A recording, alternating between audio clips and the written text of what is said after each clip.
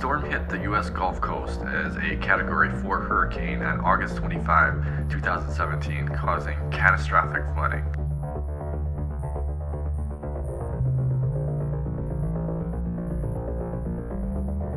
It is the second costliest tropical cyclone on record, inflicting $125 billion in damage. During Hurricane Harvey, there were air toxic releases mostly due to industrial facilities shutting down and restarting operations in response to the storm and storage tank failures. Most of the incidents occurred within a 5-day period of the storm making landfall. According to facility reports, Hurricane Harvey resulted in industrial facilities releasing an extra 340 tons of air toxics into the air. People who live in the Houston area near industrial facilities already experience chronic exposure to high levels of air pollution without hundreds of additional tons of air toxics suddenly released into their air. Many of the Houston area's air monitors were shut down and secured prior to Harvey's landfall to prevent damage from the hurricane in anticipation of heavy rainfall and flooding.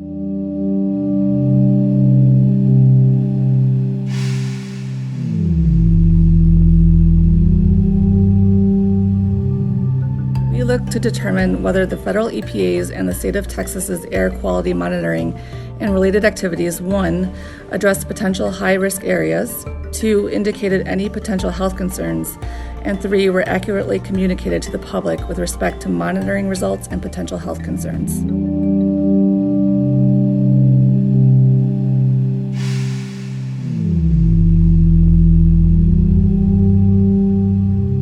We found that state and local, in addition to EPA air monitoring activities, were not initiated in time to assess the impact of those early releases.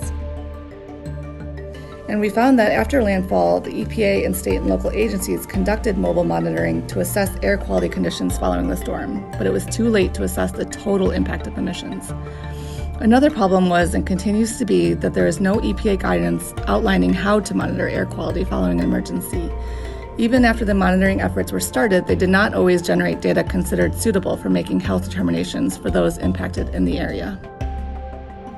The air monitoring data collected did not indicate that air toxic levels after Hurricane Harvey exceeded health-related guidelines established by the state of Texas and the EPA. However, the values used to assess public health risks and the EPA's emergency guidelines do not consider the cumulative impact of exposure to multiple pollutants at one time.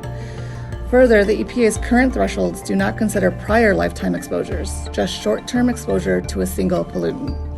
These thresholds may not be sufficiently protective of residents and communities that neighbor industrial facilities. We didn't find any instances of inaccurate communication to the public regarding air quality after Hurricane Harvey, but we did find that public communication about air monitoring results was limited. Air monitoring results and air quality risks did not always reach residents of affected communities. Also, we found that communication was limited in that field staff indicated they were not always able to communicate how the EPA resolved residents' concerns.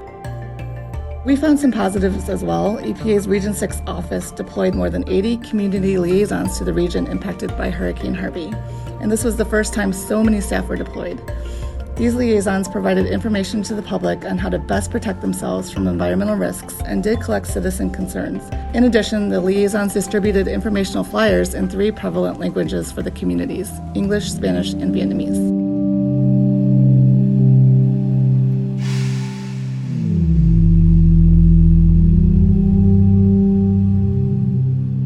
We recommended in our report that the EPA develop general guidance that provides direction for state and local agencies on how to collect data acceptable for making public health determinations.